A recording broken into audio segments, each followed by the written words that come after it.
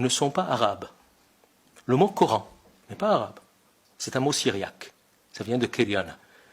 C'est-à-dire livre de prière, livre de récitation religieuse.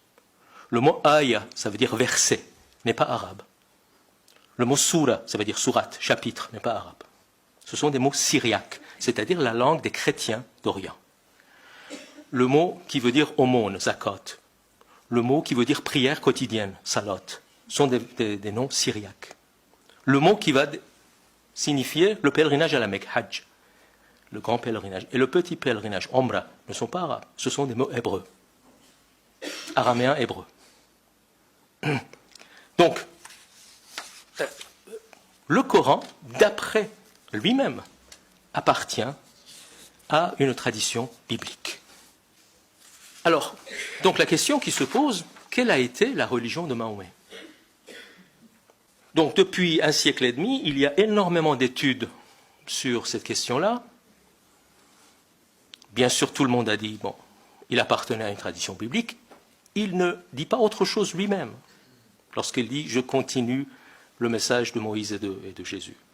Donc il y a des études sur le judaïsme de Mahomet, mais quel judaïsme? Sur le christianisme de Mahomet, mais quel christianisme?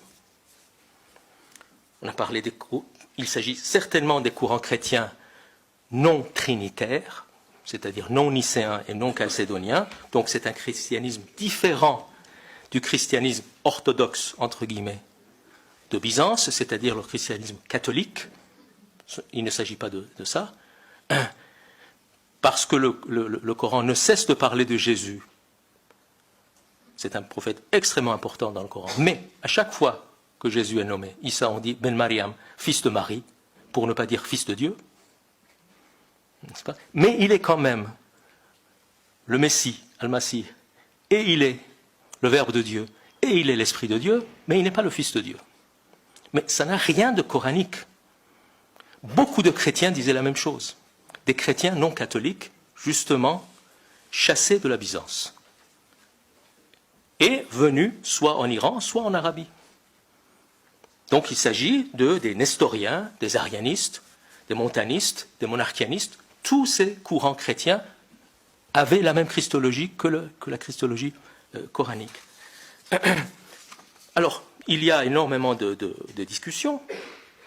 Personnellement, moi, j'accepte plus volontiers l'hypothèse, il faut toujours des conditionnels d'hypothèse, l'hypothèse judéo-chrétienne. Qu'est-ce que ça veut dire judéo-chrétienne? C'est un mot flou, mais je le définis. Les judéo-chrétiens, qu'on appelait des ébionites ou des nazaréens ou des nazoréens, étaient des juifs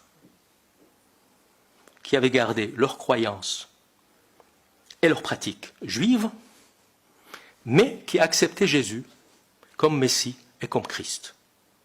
Donc les judéo-chrétiens étaient considérés comme des